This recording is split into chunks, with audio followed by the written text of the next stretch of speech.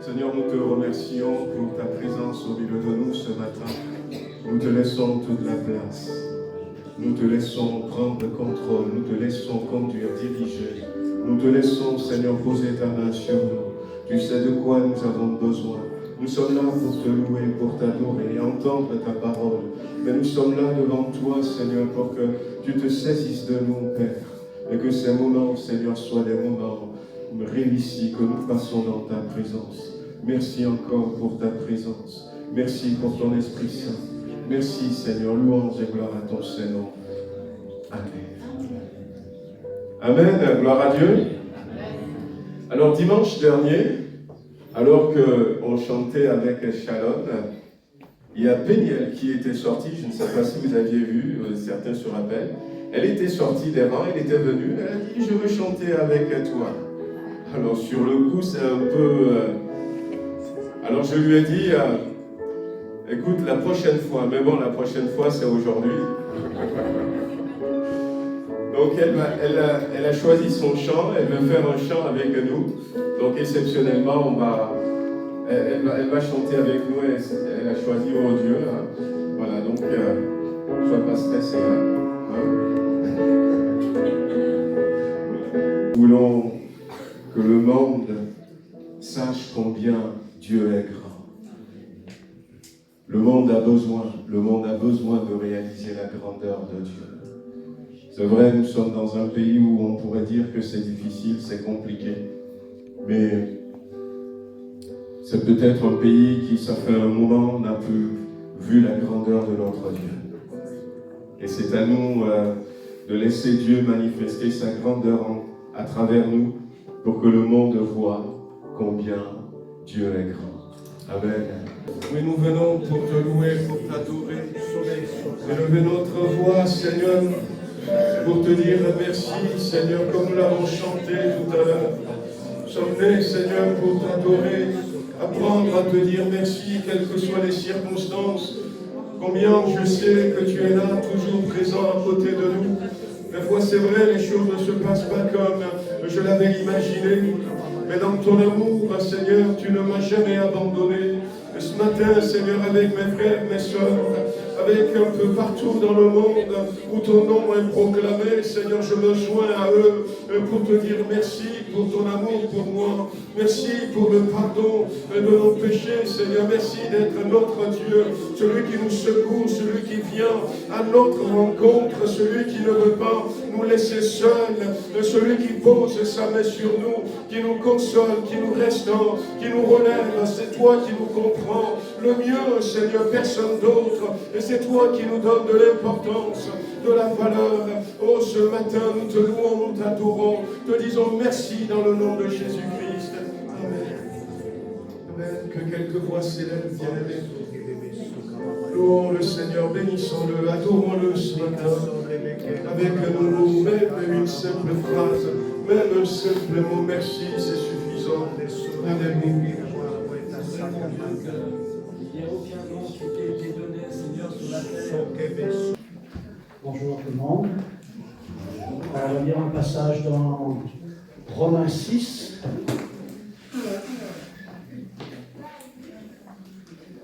Donc il s'agit de la grâce et le péché. Et donc nous, on a choisi la grâce. Alors Romains 6, verset 1er. Que dirons-nous donc? Demeurons-nous dans le péché afin que la grâce abonde? Loin de là. Nous sommes morts au péché. Comment vivrons-nous encore dans le péché? Ignorez-vous que nous tous qui avons été baptisés en Jésus-Christ, c'est en sa mort que nous avons été baptisés.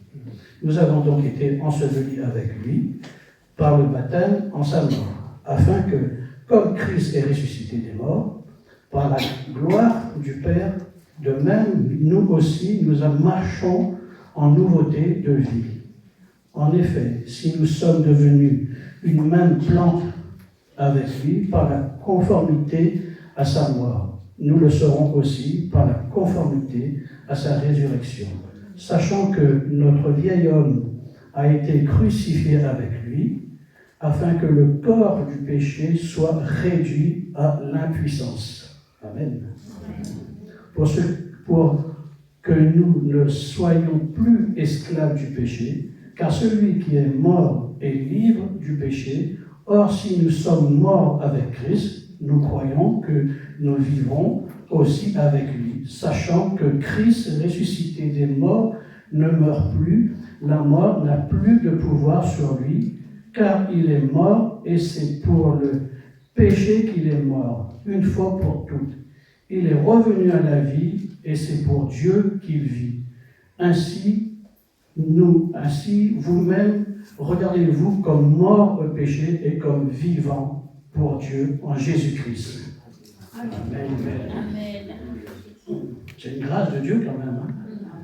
Il est venu à notre place et il est mort pour nous et nous avons juste accepté sa grâce. Que demander de plus? De vivre avec Dieu et le remercier pour ce qu'il a fait. Il nous a précédés là-dessus. Amen. C'est vrai, Seigneur, c'est une grâce encore aujourd'hui d'être ici, d'être devant toi, Seigneur, parce que tu as tout accompli à la croix. Tu es venu pour nous sauver, pour nous libérer, Seigneur, de l'esclave du péché. Et nous disons merci pour la vie que tu nous donnes, Seigneur, à travers le sang, à travers ton sacrifice, Seigneur. Tu es descendu de ton ciel parce que tu nous aimes, Seigneur, et tu veux que nous soyons libres avec toi, Seigneur. Et c'est pour ça que nous te disons aujourd'hui que nous sommes libres avec toi, Seigneur, et que nous choisissons cette grâce, cette liberté, Seigneur, de vivre avec toi et de croire ce que tu as fait, Seigneur, à la croix, que tu es venu pour nous libérer, Seigneur, et pour nous sauver, Seigneur. Merci pour ton amour, merci pour ta grâce, merci pour cet emblème, Seigneur, qui représente le corps et le sang, Seigneur. Nous pouvons nous approcher de cette table, Seigneur, avec certitude que tu es là avec nous, Seigneur, et que tu peux nous toucher encore, tu peux encore nous sauver, tu peux encore nous guérir, que tu peux encore nous libérer de l'esclave du péché, Seigneur. Nous savons parce que tu as tout accompli à la croix. Alors je veux te dire merci encore, Seigneur, pour ton amour et pour ta grâce, dans le nom de Jésus-Christ. Amen. Merci Seigneur.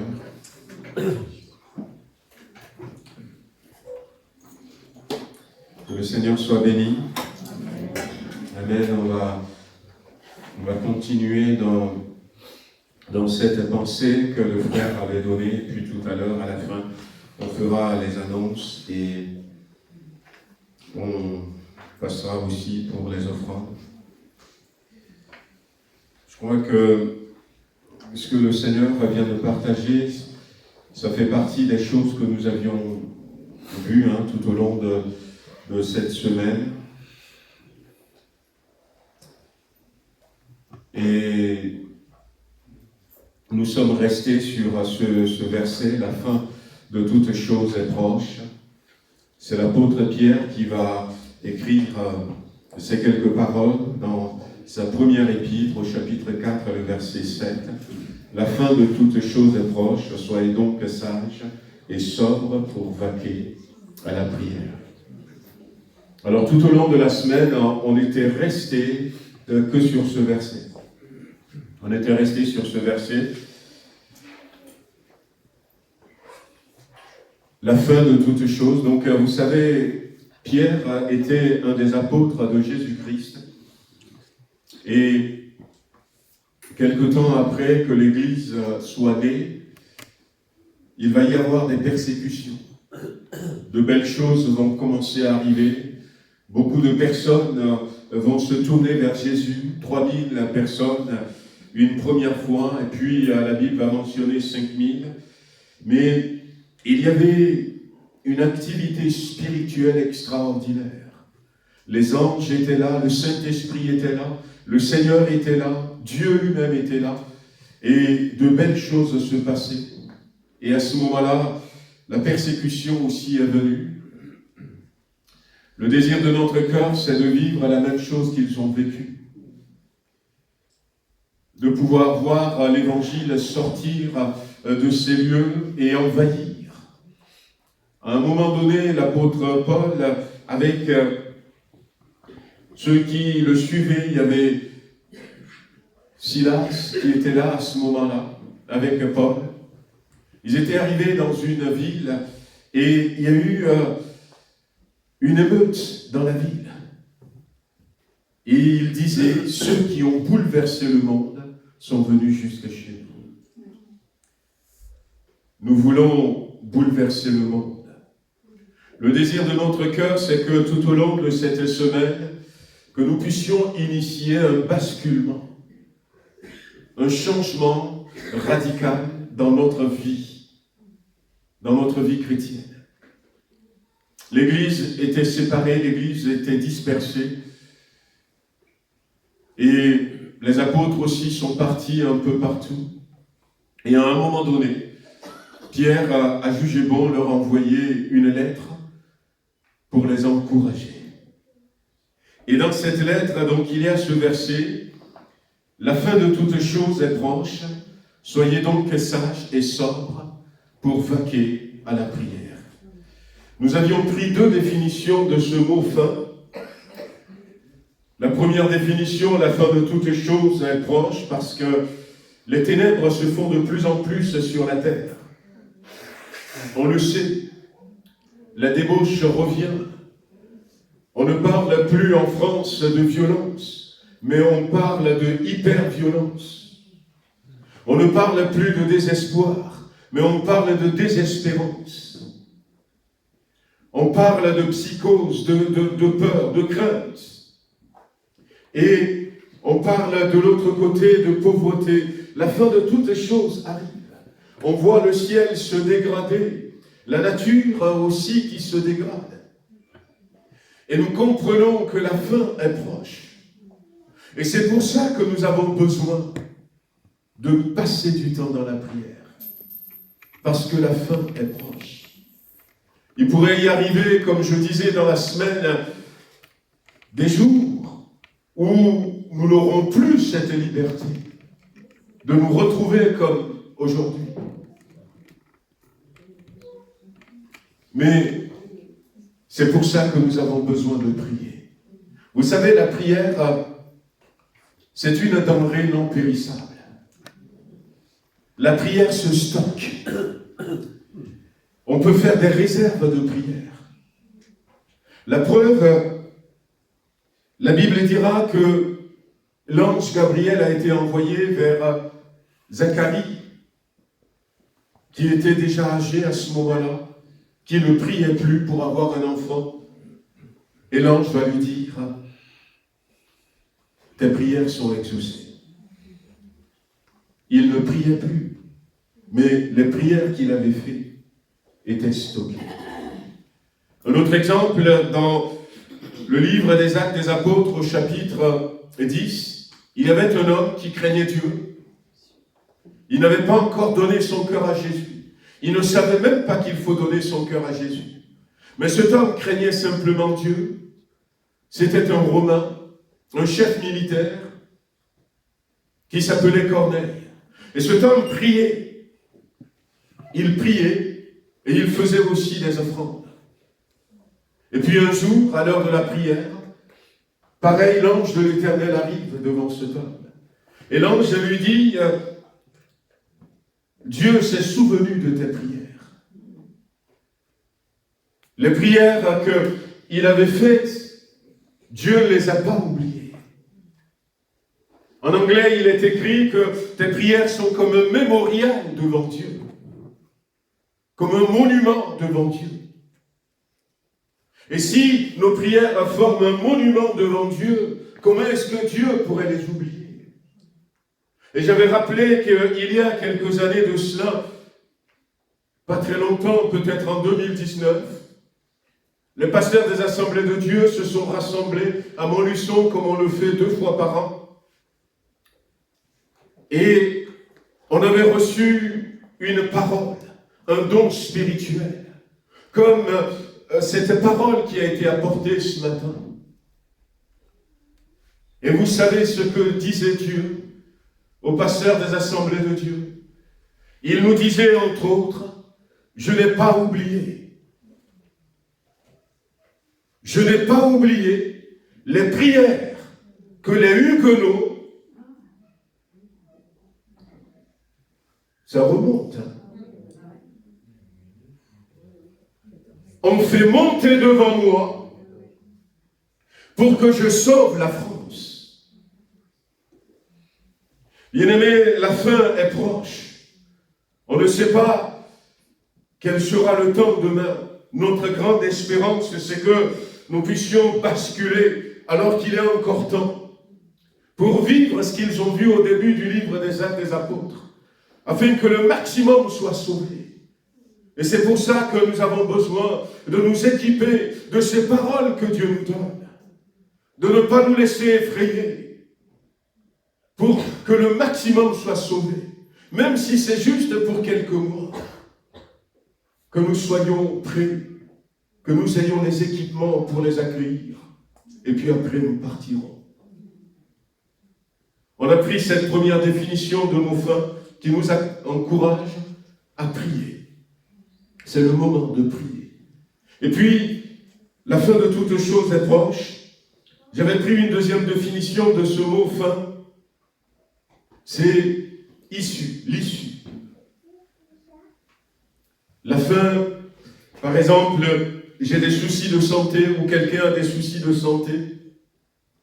Et Dieu dit, tu vas bientôt. C'est la fin de ces soucis de santé. La fin plus proche de nous. Et ça fait peut-être des mois, ça fait peut-être des semaines, ça fait pour certains des années que nous sommes en attente de quelque chose. Et la Bible dit, l'issue arrive. L'issue arrive. Récemment, je ne sais pas, je ne regardais pas, mais j'ai été interpellé par le fait que cette année 2024, ça fait 40 ans que nous sommes dans ces locaux. Ouais. Et 40 ans, vous savez, ça parle aussi, c'est Dieu qui dira un jour à ses peuples, ça fait longtemps que vous êtes là dans ce désert, la fin est là. Cette deuxième explication de ce mot « fin issue », le résultat que tu attends va arriver bientôt, nous encourage aussi à continuer de prier, à ne pas baisser les bras.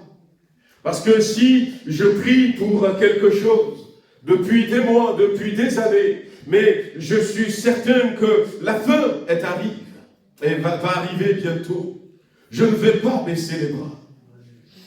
Je ne vais pas baisser les bras, mais au contraire, je vais persévérer, je vais continuer, sachant que je n'aurai plus à faire 10 ans de plus, parce que je crois fermement ce que la parole dit, que la fin est proche. La fin de ces soucis est proche. Alors, j'accélère. Je m'efforce, je continue, je ne baisse pas les bras dans la prière. Nous sommes arrêtés sur ce premier mot, fin, la fin de toutes choses est proche. Et puis, nous allons nous arrêter également sur ce mot qui avait donné toutes choses. Toutes choses, eh bien, le mot qui a été utilisé par Pierre, en disant toutes choses, il pourrait dire la fin de toutes, mais ça ne serait pas compris. Et c'est là où nous avons besoin de mettre notre foi à l'œuvre. La fin de tout est proche. Pourquoi? Parce que, comme je disais tout à l'heure, ça fait des années que j'attends quelque chose. Mais la Bible me dit, la fin est proche. Et c'est à moi de remplir ce mot tout. C'est à moi de le remplir. Qu'est-ce que je mets dans tout? Est-ce que je mets mes soucis financiers? Je mets mes soucis spirituels? Je mets mes soucis au niveau peut-être émotionnel, familial, physique? Qu'est-ce que je mets dedans? Jésus va utiliser le même mot à 3 reprises. La première fois, dans Matthieu chapitre 21, verset 22, et Jésus dira ceci, tout ce que vous demanderez avec foi par la prière, vous le recevrez. C'est le même mot qu'il a utilisé en hébreu. Tout ce que vous demanderez. C'est Jésus qui vous parle ce matin, à travers sa parole. Tout ce que vous demanderez. Tout ce que vous demanderez. Un jour, j'étais dans une église, il y a longtemps de cela en Afrique. Et puis, à un moment donné, il y a eu un temps de prière. Il y a eu un temps de prière contre l'homme. Je crois que je vous ai déjà, pour certains, donné ce témoignage. Contre un charlatan, un sorcier. Et un moment de prière de toute l'église. Prière fervente contre ce temps. Et puis, quand j'ai entendu la prière, le pasteur qui était un ami, j'étais assis à côté de lui et je lui ai demandé, mais qu'est-ce qu'il vous a fait ce temps? Et il m'a raconté quelques-unes des persécutions que cet homme faisait vivre à l'église. Parce que cet homme avait plusieurs femmes, il y en a une qui s'était convertie. Et le charlatan, le sorcier, n'avait pas apprécié. Et puis, ce n'était pas dans ma prédication ce jour-là, mais j'ai pris ce verset en disant, ami, je vous comprends. Mais puisque Jésus nous dit tout ce que vous demanderez par la foi, au lieu de demander que cet homme soit détruit, si vous demandez plutôt que cet homme se convertisse à son tour, vu que tout ce que vous demandez, Jésus va vous l'accorder, est-ce que ce n'est pas mieux? Et alors, ils ont compris.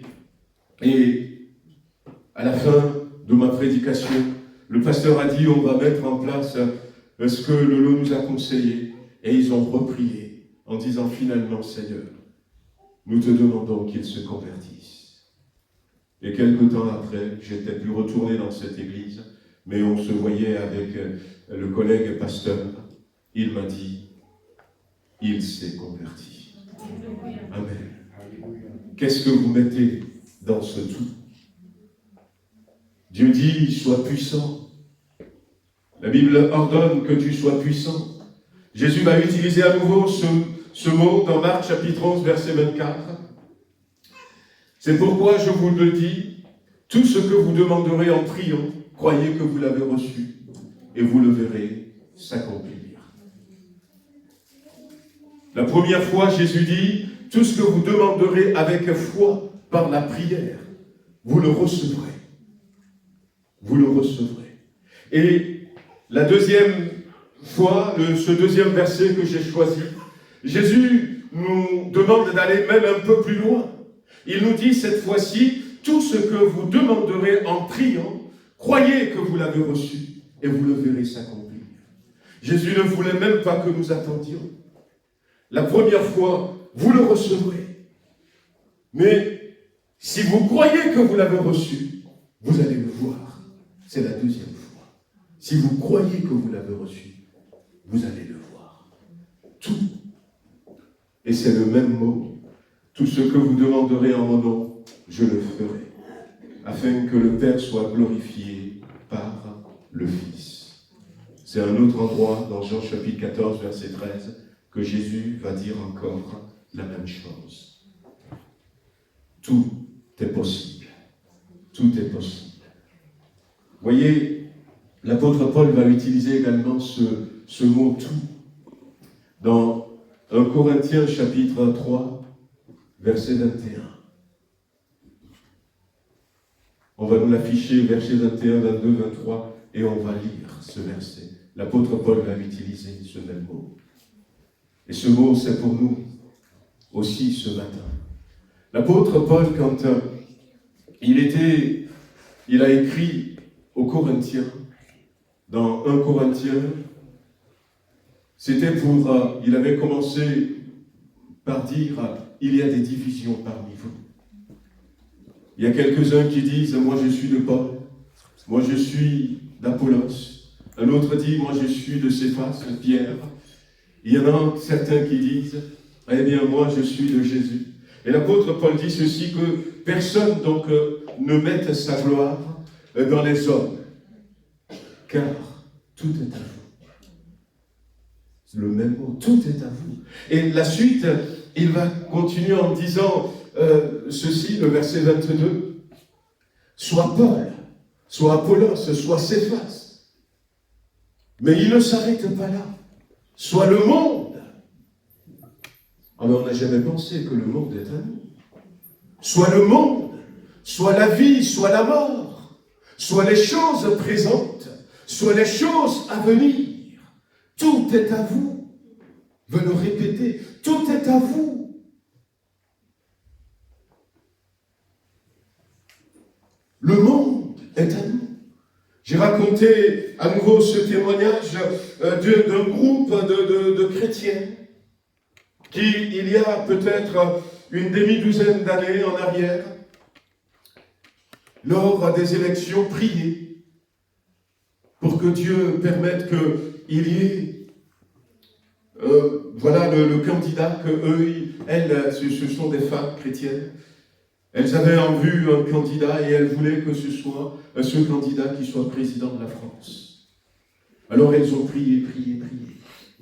Puis, finalement, premier tour, deuxième tour, et au final, ce n'était pas leur candidat qui a été élu. Alors il y a un peu de déception.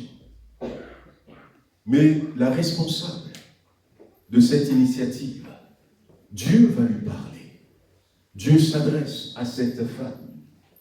Et Dieu va lui dire ceci.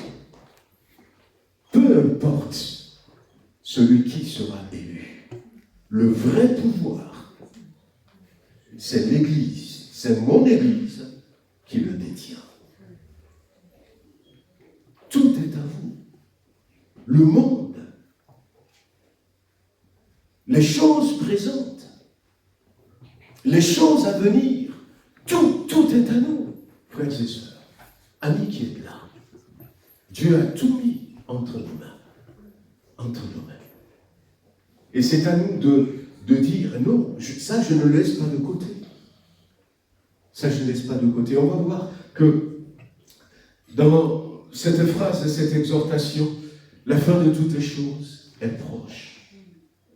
On s'était arrêté sur le mot proche. Est proche. Proche comment? Comme je disais tout à l'heure, je peux, si j'attends la fin d'une situation, je peux baser ma foi sur ces quelques paroles et prier de tout mon cœur en disant, Seigneur, tu as dit dans ta parole que la fin est proche.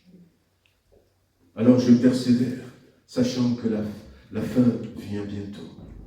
C'est proche, c'est pas loin.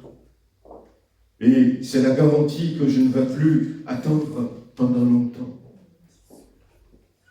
C'est à moi de mettre ma foi dans cette vérité et de vivre ces belles choses que le Seigneur veut me donner. Voyez, un jour, dans Deutéronome chapitre 30, verset 11, Moïse était sur le point de partir. Il avait prescrit beaucoup de commandements au peuple d'Israël. Et au verset 11 de Deutéronome, avec tout ce que Moïse va dire, Moïse va rappeler quelque chose. Ce commandement que je te prescris aujourd'hui n'est certainement point au-dessus de tes forces et hors de ta portée. Bien-aimés, ce que Dieu nous demande n'est pas au-dessus de nos forces, n'est pas hors de notre portée. C'est proche. C'est proche. Et Moïse va continuer en disant, il n'est pas dans le ciel. Pour que tu dises, qui montera pour nous au ciel et nous l'ira chercher? Qui nous le fera entendre afin que nous le mettions en pratique? Il n'est pas non plus de l'autre côté de la mer. Pour que tu dises, qui passera pour nous de l'autre côté de la mer et nous l'ira chercher? Qui nous le fera entendre afin que nous le mettions en pratique? Et la suite a dit ceci. C'est une chose au contraire qui est tout près dans ta bouche et dans ton cœur afin que tu la mettes en pratique. Amen. Dans ta bouche et dans ton cœur. Voyez, quand Dieu va parler à Josué, il va lui dire quelque chose. Il va lui dire, Et c'était la clé qu'il lui a donnée. Il va lui dire que ce livre de la loi ne s'éloigne pas de ton lit. Non, c'est pas ce qu'il lui a dit. Il faut toujours avoir ce lit sur son chevet. Non, c'est pas ce que Dieu lui a dit. Que ce livre de la loi reste dans ta bibliothèque. Non, pas du tout. Que Dieu est dans ton cartable, dans ton sac à main. Toujours ce livre de la loi. Non, c'est parce que Dieu a dit à Jésus. Mais il va lui dire ceci, que ce livre de la loi ne s'éloigne pas de ta bouche.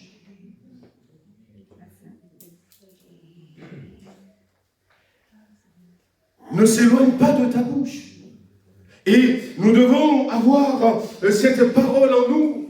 On était revenu à nouveau sur l'exemple que nous donne la vache. Qui, quand on va les voir dans les prés, on va les sortir, c'est le printemps, maintenant on va les sortir, et on va voir ces vaches qui vont brouter, mais en les voyant peut-être quand on était gamin, on se disait, la vache est en train de manger. Mais non, la vache n'était pas en train de manger, mais la vache est en train de brouter. Et finalement, la vache est en train de remplir une poche qui se trouve à l'intérieur de son ventre. Une grande poche. Il remplit, comme nous allons faire des courses dans les magasins, dans les supermarchés, pour venir remplir notre garde-manger ou notre frigo.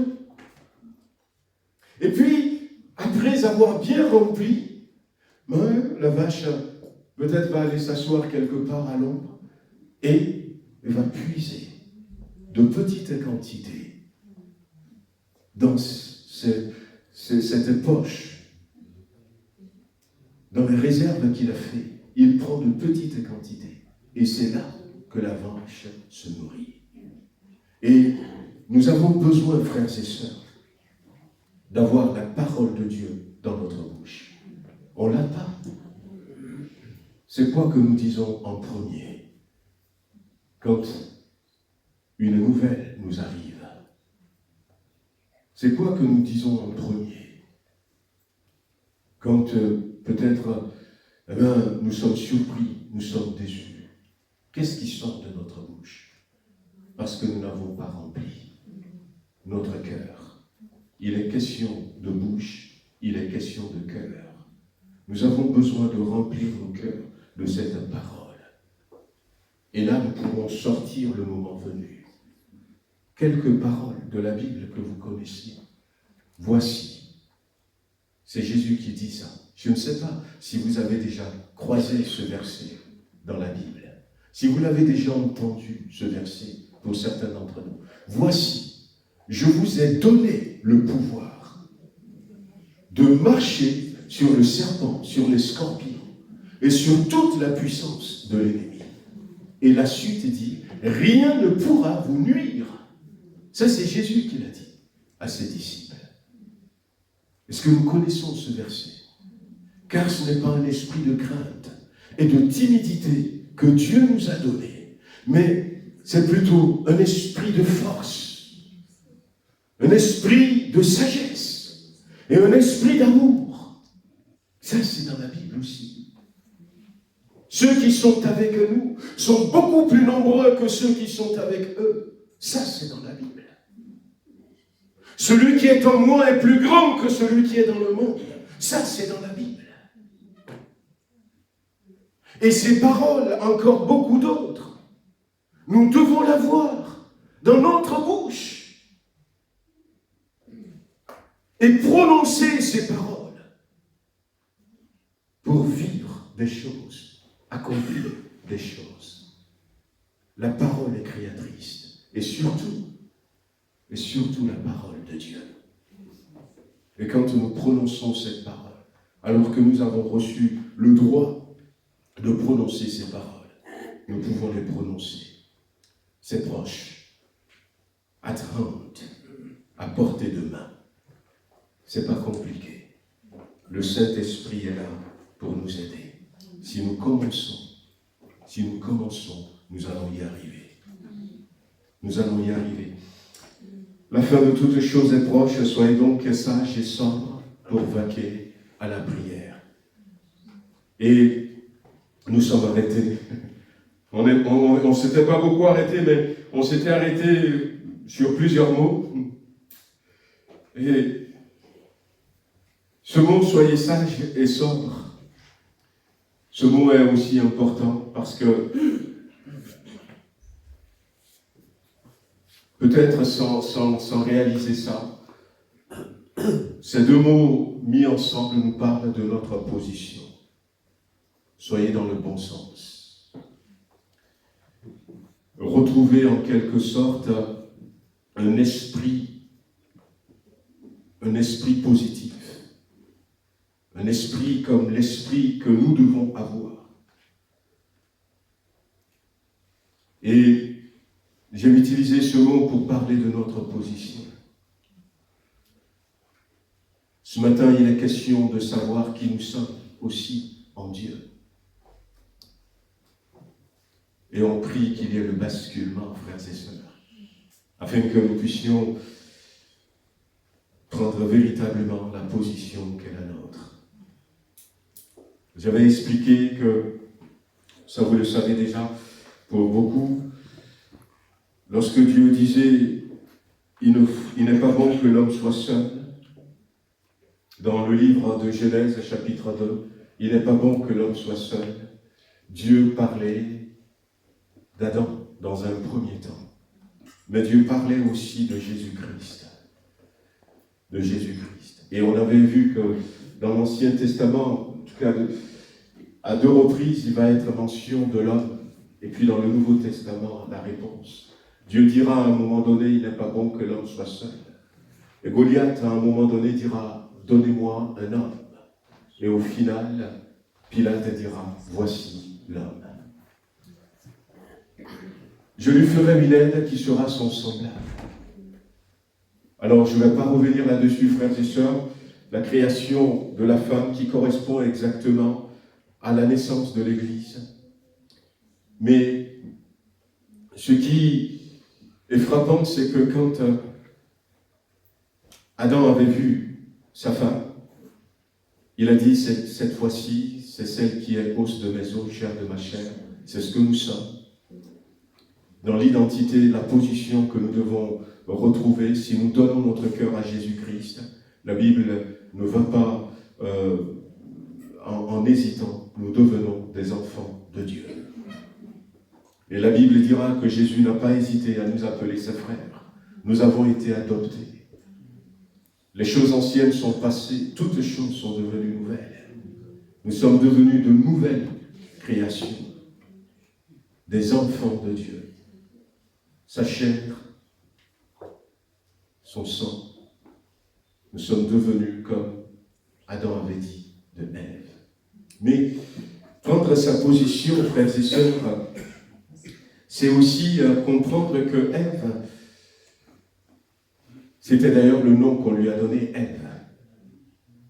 Ève, c'est la source de la vie, celle qui donne la vie, l'auteur de la vie, d'où la vie va provenir. C'est pour ça que le diable, dans le jardin d'Éden, va aller vers Ève. Parce que c'est la source. Et si la source est polluée, comme on avait dit déjà la dernière fois, tout ce qui va sortir est pollué, puisque la source est polluée. L'eau qui va couler. Et c'est comme ça que le diable avait fait. Mais nous avons cette rôle, frères et sœurs. Jésus compte sur nous pour donner la vie. La vie. J'ai bien aimé la manière dont Jean avait introduit sa première épître. 1 Jean, chapitre 1,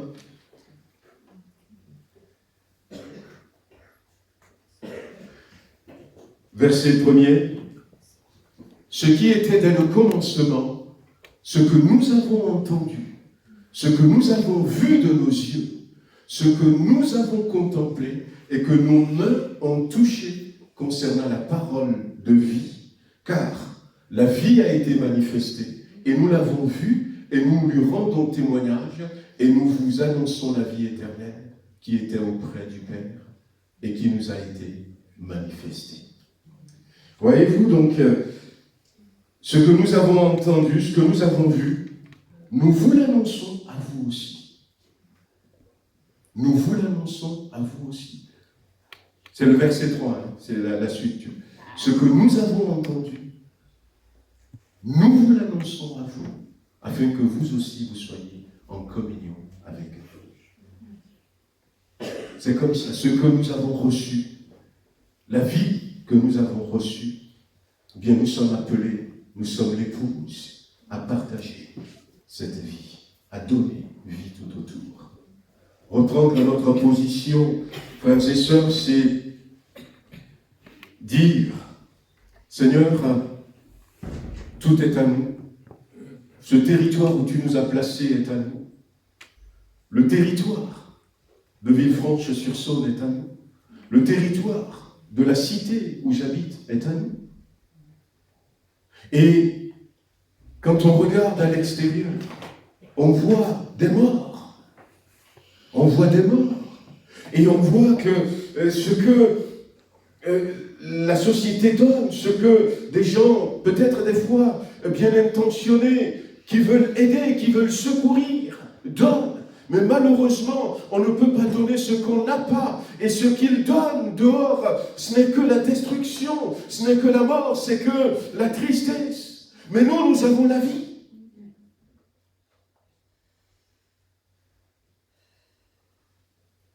Nous avons la vie. Peut-être que la France, notre France, va aussi mal. Parce que nous ne donnons plus vie. Nous ne donnons plus vie. Nous n'éclairons plus du tout. Le 4e jour de la création, Dieu a créé le soleil. Et dans Malachie chapitre 4, verset 3, il est dit de Jésus que Jésus, c'est le soleil de la justice qui porte la guérison dans ses ailes. Mais Dieu a créé aussi la lune. La lune ne brille pas. Mais pendant la nuit, et nous sommes dans la nuit spirituelle, pendant la nuit, quand il fait nuit, la lune prend la lumière du soleil et éclaire ceux qui sont dans le noir. L'Église doit prendre la lumière du soleil de la justice et éclairer ceux qui sont dans les ténèbres. Où est la lumière? Comment se fait-il que les gens marchent et ils tombent dans des trous, dans des pièges? Peut-être parce que nous n'éclairons plus. Soyez donc sages et sobres. Reprenez votre position. Reprenez votre place. Et c'est une petite parenthèse que j'ouvre ce matin parce que pendant la semaine, on en a parlé une journée entière. Et même le 2e jour, on en a parlé encore. Excusez-moi de le dire comme ça, je vais peut-être vous choquer, mais la France, je parle de la France, est infestée de démons. De démons, frères et sœurs, amis qui êtes là. Peut-être que je n'aurai pas le temps de vous expliquer ça, puisque c'est pendant toute une journée. Et il y en a partout. Et nous ne pourrons pas avoir la victoire. Nous ne pouvons pas éclairer si nous ne retrouvons pas notre position. Et dans notre position, c'est aussi ce que j'ai dit tout à l'heure, en citant ce verset où Jésus a dit « Voici, je vous ai donné le pouvoir, l'autorité de marcher sur les serpents et sur les scorpions et sur toute la puissance du diable. Et rien ne pourra vous nuire. Et si nous ne prenons pas cette position, nous ne pourrons pas avoir ce réveil. Nous devons apprendre à chasser les démons. Nous devons, dans nos prières, dire, Seigneur Jésus, tu as dit toi-même que tu es venu pour chercher et trouver ceux qui étaient perdus. Nous voulons, Seigneur, que ceux qui sont perdus soient retrouvés par toi. Et Jean dira aussi que le Fils de l'homme est venu pour détruire les œuvres de l'ennemi. Dans nos prières, nous devons apprendre à détruire les œuvres de l'ennemi. Me dire, Seigneur, tu vois, tout ce qu'on entend, tout ce qui se passe, pas un jour sans un drame. Seigneur, je détruis les œuvres de l'ennemi. Je détruis les œuvres de l'ennemi dans mon quartier, dans ma rue, dans ma cité, dans l'école où vont mes enfants. Je détruis les œuvres de l'ennemi. La Bible dit, voici les miracles qui vont accompagner ceux qui auront cru en mon nom. Ils chasseront les démons. C'est la première chose. Mais en Afrique, on a, je ne sais pas ce qui s'était passé, mais on a réussi à savoir rapidement parce que les démons n'étaient pas cachés. Mais en France, les démons sont cachés. Les démons sont cachés. On ne sait pas qu'il y a des démons. Les démons sont cachés. Et puis, on nous dit que c'est une maladie mentale. Quelqu'un qui entend des voix, cette voix, ça vient d'où? Cette voix, ça vient d'où? La Bible dira dans Deutéronome chapitre 18, mais ce sont des pratiques qu'on avait banalisées en France et qui petit à petit font que Deutéronome chapitre 18, où Dieu va nous mettre en garde. Lorsque tu seras entré, Deutéronome chapitre 18, verset 9, lorsque tu seras entré dans le pays que l'Éternel ton Dieu te donne, tu n'apprendras point à imiter les abominations de ces nations-là, qu'on ne trouve chez toi personne qui fasse passer son fils ou sa fille par le feu, personne qui exerce le métier de devin, d'astrologue. Est-ce que nous en avons aujourd'hui en France? D'augure, de magicien, d'enchanteur, personne qui consulte ceux qui évoquent les esprits. Combien de Français vont aller parler avec des parents morts aujourd'hui? Des centaines de milliers de Français. Et la Bible dit, personne ou des gens qui disent la bonne aventure, il y a encore la fête foraine. Et on va dire, c'est pour s'amuser, les lignes de ma main. Mais derrière, on te colle un démon. Et après, c'est difficile de se convertir. C'est difficile de rester à l'église. C'est difficile. Je ne sais pas ce qu'ils lui ont fait. J'avais donné ce témoignage il y a 15 jours, 2 dimanches de cela. Il y avait ce garçon qui était venu et ses parents sont conscients de son problème. Et je n'ai pas voulu m'ébruiter. Et du coup, à la fin du culte, tout le monde était parti. Et alors que j'ai commencé à prier pour ce garçon, j'avais senti qu'il y a quelque chose qui ne va pas. Et j'ai prié pendant un temps. Et puis tout à coup, j'avais dit aux parents, ils habitent sur Lyon. Vous savez quoi? Dans la semaine, je passerai à la maison. Et tout à coup, l'esprit qui était dans ce garçon se réveille. Et dit, non, surtout pas lui. Lui, il ne faut pas qu'il passe à la maison. Non, faut pas qu'il passe à la maison. C'était pas le garçon qui parle. Oh, il y en a, frères et sœurs. Il y en a, je vais raconter des témoignages que j'ai vécu en France et que j'ai vécu en dehors de France. Mais nous avons besoin de prendre cette position. Je ne vous le dis pas pour vous faire peur. Nous voulons que notre Église soit remplie. Mieux que ça, nous voulons que Villefranche soit sauvée. Amen.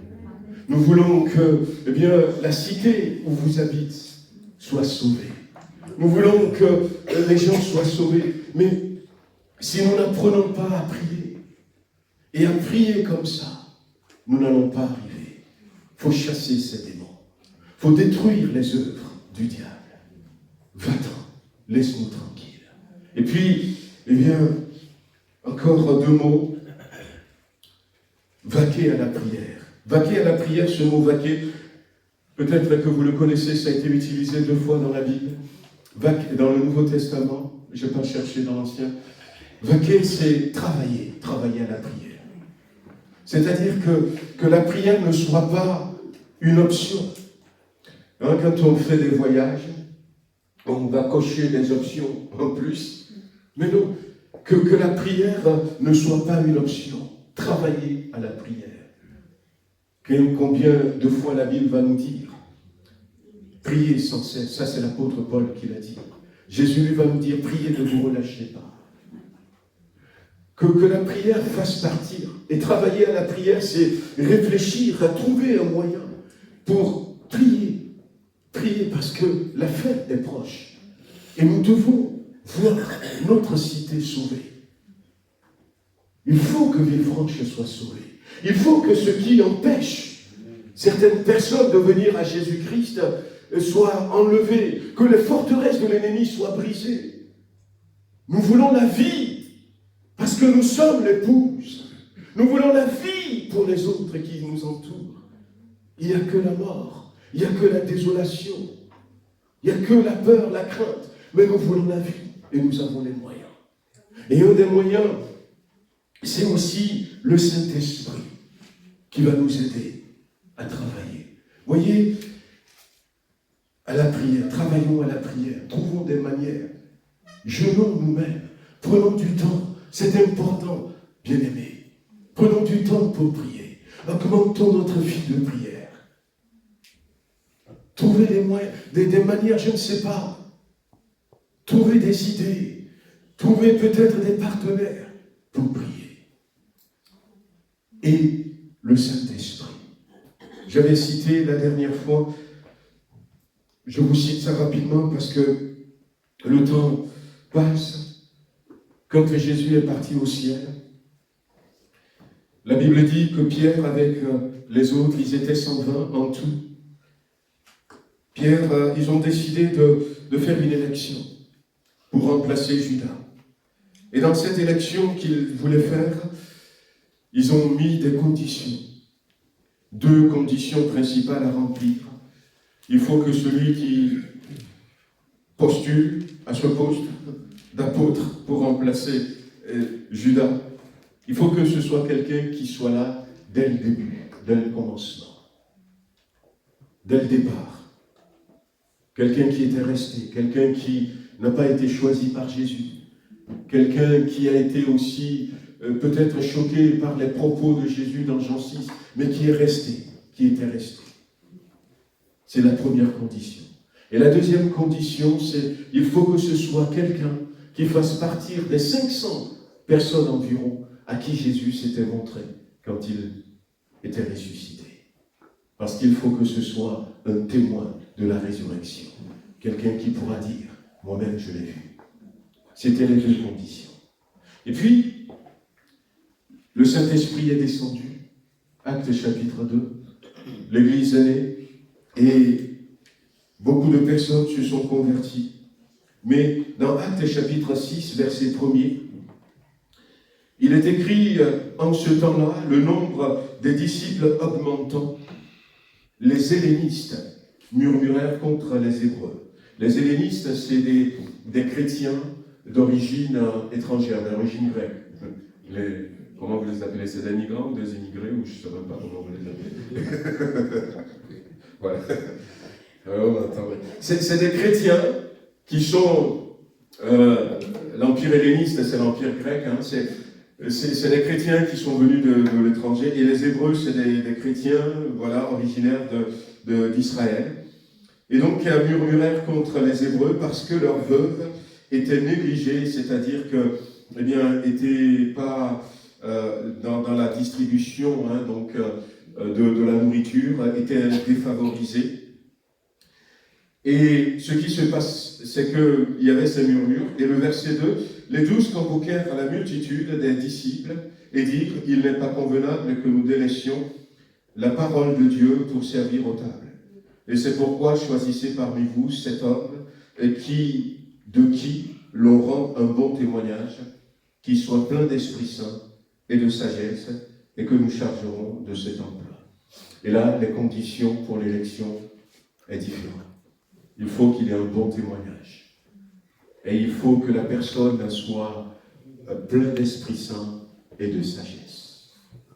le Saint-Esprit, entre-temps, est né. Et l'Église ne va pas mettre le Saint-Esprit de côté. Les Américains, ils ont fait des calculs, ils aiment faire des choses comme ça il y a quelques années, et ils ont dit que la personne dans le livre des Actes des Apôtres, ou l'Église, dans laquelle le Saint-Esprit n'est pas, comment le dire, alors, je vais le redire autrement. Dans l'Église du Nouveau Testament, les différentes églises, dans les frères et sœurs qui étaient là, eh bien, le Saint-Esprit est présent au minimum 85%. 85%. Il y a certaines personnes, le Saint-Esprit les conduisent à 100%, les dirige à 100%. Mais le minimum qu'ils avaient trouvé, c'était 85%. Mais aujourd'hui, mon frère, ma soeur, ami qui est là, quel est le pourcentage de ma vie que je laisse au Saint-Esprit? Ils ne vont pas mettre le Saint-Esprit de côté. Le Saint-Esprit est là, travaillant avec Jésus, travaillant avec Dieu, travaillant avec les anges. À un moment donné, c'était un ange au chapitre 8 qui dit à Philippe, tu vas aller sur ce chemin. Et Philippe est parti parce qu'un ange était apparu et lui dire, et quand Philippe était arrivé sur ce chemin, il y a ce char qui passait et c'est le Saint-Esprit qui prend la relève. Et le Saint-Esprit dit, avance, approche-toi de ce char. Et après le baptême de cet homme, c'est le Saint-Esprit qui enlève Philippe. À un moment donné, c'est Jésus lui-même qui apparaît à Saul de Tarse, sur le chemin de Damas. Et sur ce chemin, Jésus va se révéler à Saul de Tarse. Et puis finalement, Saul va se convertir, il va changer de nom, il va devenir un Paul. Mais dans l'église d'Antioche, c'est le Saint-Esprit qui prend la relève. Et le Saint-Esprit dit, mettez-moi à part Barnabas et Saul pour l'œuvre à laquelle je les ai appelés. Il était présent. Il était présent. Et on avait cité d'autres exemples encore. Et je vais rappeler encore ce verset où je disais que, eh bien, le Saint-Esprit va parler à Pierre. Il y a 3 hommes qui sont là. Dieu a donné une révélation à Pierre. Souvenez-vous, dans Actes chapitre 10, il a vu cette nappe. La Bible dit que Dieu lui a donné une révélation. C'est le Père qui était en activité. Il n'y a aucun autre livre dans la Bible comme le livre des Actes et des Apôtres qui nous montre que le Père, le Fils et le Saint-Esprit sont un et qu'ils travaillent ensemble.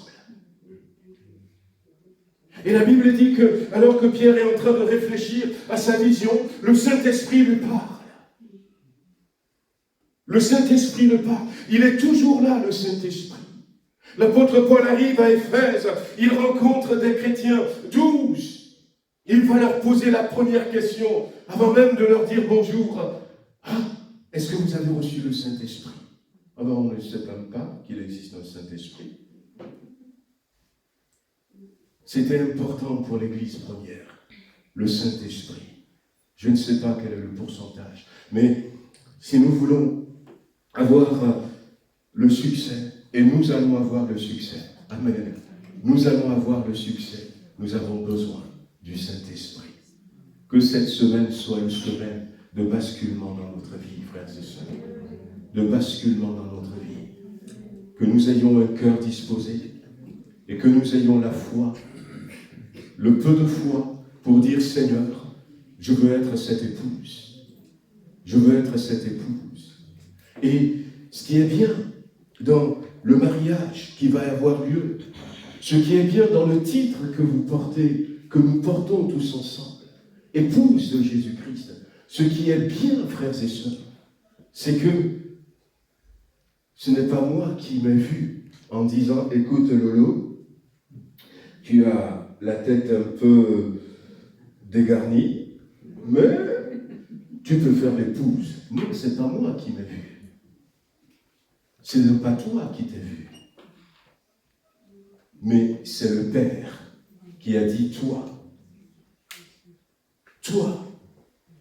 tu as la capacité, tu as la possibilité toi, tu as les compétences pour être l'épouse de mon fils.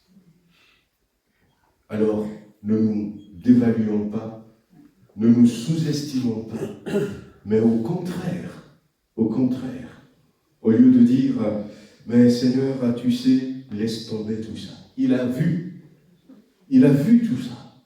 Ça fait longtemps que je lutte avec. Il a vu tout ça avant de te choisir. J'avais prié depuis des... Il a vu, il sait, avant de te choisir. Au contraire, tu lui dis, Seigneur, eh bien, maintenant, je veux prendre la position qu'est la mienne. On va se mettre debout, on va prier quelques instants.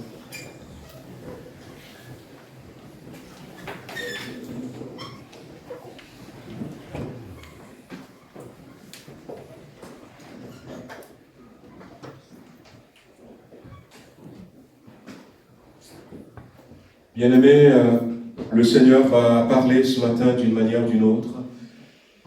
Et ce que le Seigneur attend, c'est que tu lui dises, si tu m'as jugé digne d'être une chrétienne, d'être un chrétien, si tu m'as jugé digne de faire partir de l'Église de Jésus-Christ, eh bien j'accepte. J'accepte. J'ai compris en quel temps je suis. Je dois prendre la position qu'est la mienne. Seigneur, aide-moi. 2 choses. Un cœur bien disposé, en disant, j'ai compris, je veux y aller. Et la foi, je ne dis pas une grande foi. La foi, celle que Dieu a donnée à chacun d'entre nous. L'apôtre Paul parle dans Romains 12 de la mesure de foi que Dieu a donnée à chacun d'entre nous. Il t'a donné justement cette mesure de foi parce qu'il sait que c'est de ça dont tu as besoin pour devenir l'épouse qu'il a vue en toi. Qu'il a vue en toi. Alors, on veut prier ce matin. Tu veux prier peut-être avec moi, élever ta voix. Tu veux prier peut-être dans ton cœur. Tu veux prier et dire, Seigneur, à partir d'aujourd'hui, tu as cette capacité. Encore une fois, ce verset, Jésus n'a pas dit, je vous donnerai, je vous ai donné. Je vous ai donné, tu l'as déjà. Tu as la capacité en toi pour changer les choses autour de toi, pour changer les choses dans ta famille, pour changer les choses dans ta cité, pour changer les choses dans la commune où tu habites, pour que la France soit sauvée. Moi, je m'attends à ce qu'il y ait un réveil ici à Villefranche, un réveil à Villefranche, que des foules viennent, et des foules vont venir au nom de Jésus-Christ. Parce que moi, je fais partie de ceux à qui Dieu a parlé cette semaine. Et moi, j'accepte le basculement. Moi, j'accepte que Dieu agit à travers moi. Et parce que je lui ai dit oui, il va le faire. Il va le faire. Il y a un petit cœur, peut-être que vous ne connaissez pas, mais c'est un petit cœur comme ça. On a les yeux fermés. On avait tellement chanté en Afrique au début de notre conversion. Ce petit cœur dit simplement, je dis oui, Seigneur. Peut-être que quelqu'un l'a déjà entendu. Je dis oui, Seigneur. Je dis oui, Seigneur. On le chantait en anglais, on le chantait en français. Mais ce matin, alors que nous sommes là, les yeux fermés, oh, ça ne va pas être comme un maestro, mais je veux prendre ce petit cœur. Je dis oui, oui, Seigneur. Je dis oui, oui, Seigneur. Je dis oui, Seigneur. Je dis oui, Seigneur. Je dis oui, oui, Seigneur. Je dis oui, oui.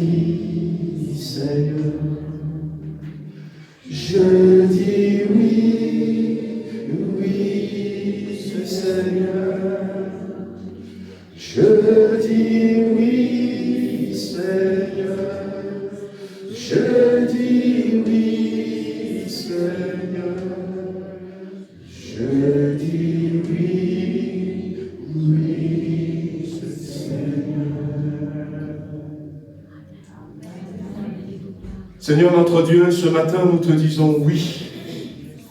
Oui, nous voulons reprendre cette position qu'est la nôtre.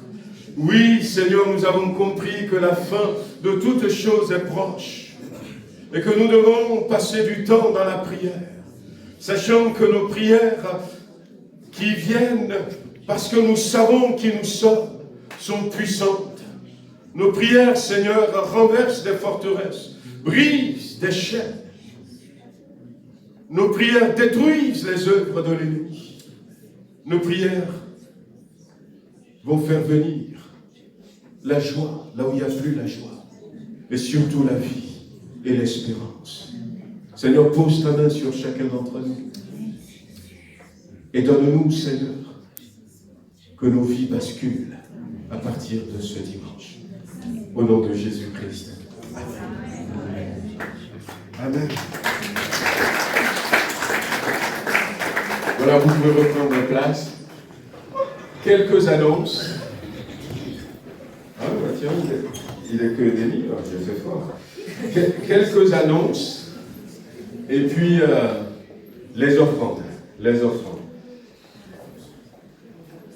Voilà, donc, peut-être que vous êtes là pour la première fois. Nous voulons vous souhaiter la bienvenue au milieu de nous.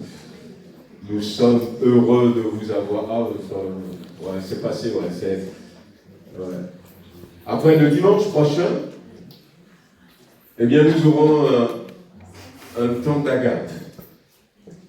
Voilà, c'est quoi? C'est qu'à la fin du culte, on reste et on mange ensemble.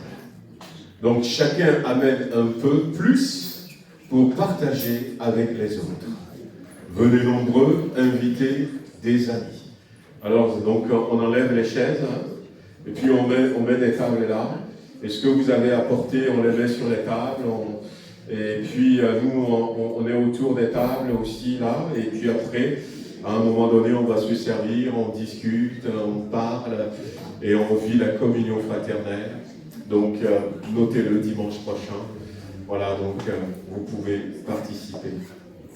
Voilà, vous rappelez que nous avons une journée de formation pour les moniteurs GIB. Les moniteurs GIB, c'est quoi? C'est le groupe d'instruction biblique pour les enfants. C'est le culte pour les enfants. Nous avons donc pour les ados, pour les jeunes.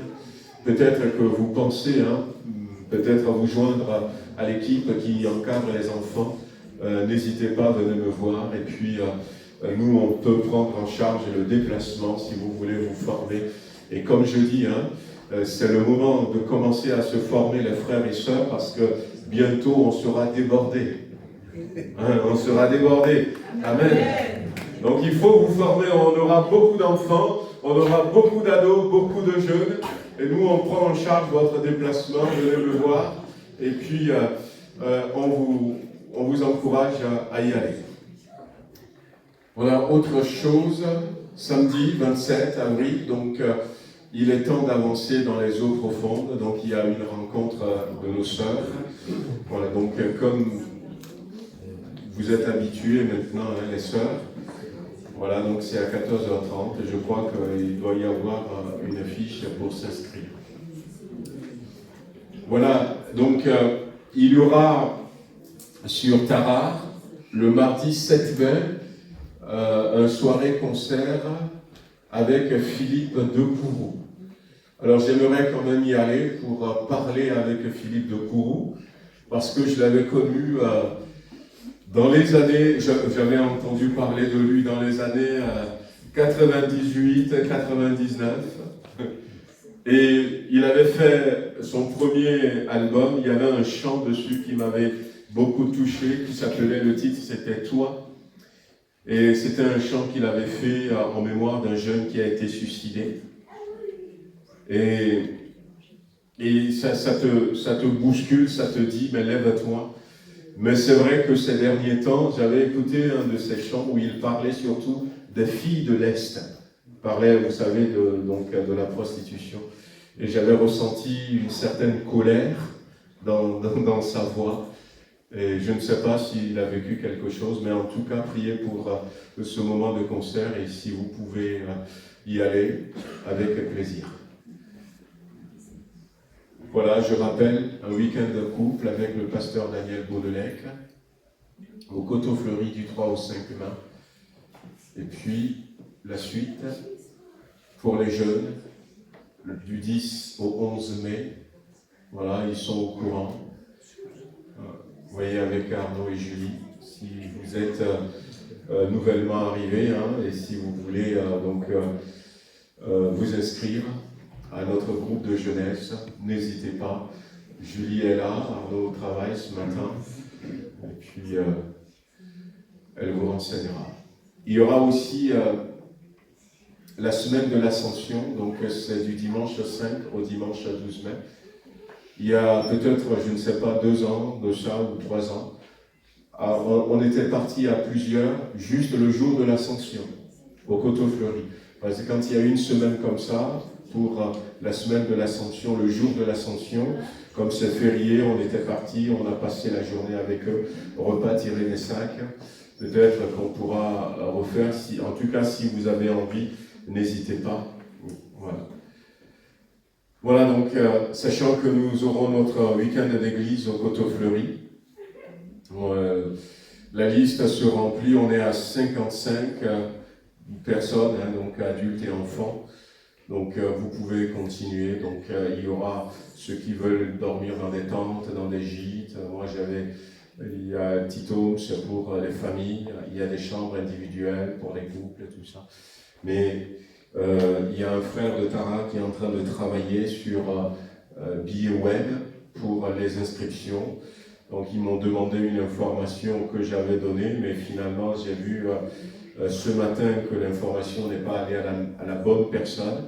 C'est concernant la participation de l'AGEP. Donc dans la journée, je vais rediriger l'information et je crois que d'ici quelques jours, le billet web sera fonctionnel. J'avais marqué du 7 au 10 juin, évangélisation. C'est tout d'actualité? Si. Je ne l'ai pas marqué ici, mais c'était sur l'info que je vous ai envoyée, la lecture. Ouais, je ne l'ai pas rajouté encore. C'est vrai, du 7 au mois de juin, hein, du 7 au 10 juin, on aura un temps d'évangélisation avec Gilbert et Manu Roman. Voilà, donc Gilbert Roman, donc c'est un de nos pasteurs, il est d'origine péruvienne, qui est très très bien dans l'évangélisation. Donc on aura une soirée d'évangélisation ici. Le samedi aussi, on aura un temps d'évangélisation. Le samedi matin, il aura un temps de formation pour l'évangélisation. Et puis le dimanche matin, il fera un culte d'évangélisation. C'est le dimanche 9. Et le dimanche après-midi, il sera sur Tarare. Il va faire l'évangélisation à Tarare. On prévoit des baptêmes du coup le dimanche 9 à Tarare. Et puis le lundi soir, il sera aussi sur Tarare. Voilà, donc ça va être un long week-end d'évangélisation. Merci de le rappeler, comme ça au moins, ça a été dit déjà une fois et je le rajouterai. Alors, on a reçu une jolie carte, donc merci. On va terminer par cette carte. Merci à toute l'Église pour nous avoir soutenus par vos prières dans ces moments difficiles. Merci pour vos marques de sympathie, votre générosité. Dieu est souverain, il a choisi de reprendre Momo, qui est son enfant. Que le Seigneur vous bénisse, chacun, chacune, abondamment. C'est la famille, donc, de notre frère Momo, hein, donc Marie-Pierre nous a apporté ça. Voilà, merci à vous. Mais ce n'est pas fini, hein. Maintenant que la veuve est là et les orphelins sont là, que le Seigneur nous donne de bien les entourer. Amen. Voilà, on va demander à notre frère Antoine s'il veut bien nous recommander entre les mains du Seigneur. Que le Seigneur vous bénisse. Nous te bénissons, Seigneur, et te rendons grâce pour les moments passés en ta présence. Merci parce que tu étais là et tu as béni. Tu as répondu certainement aux questions, aux besoins de chacun.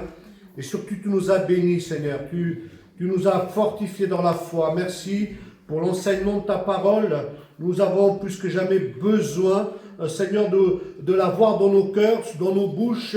Seigneur, que jour après jour, elle soit dans nos cœurs. Nous te remercions pour toutes choses. Oui, nous comptons sur ta grâce pour que, Seigneur, dans cette région, des âmes en grand nombre viennent à la connaissance de l'Évangile et qu'elles soient sauvées pour l'éternité. Nous attendons de grandes choses de toi, de ta part. Nous savons que toi, tu le veux. Rends-nous, Seigneur, prêts à recevoir tout ce qu'il y a, tu en réserves pour chacun de nous. À ton nom la gloire. Merci d'être avec nous dans les jours à venir, de nous raccompagner, et que ton Esprit Saint nous accompagne jour après jour, instant après instant. Que la grâce de Dieu, que la communion du Saint-Esprit reste et demeure avec chacun de nous.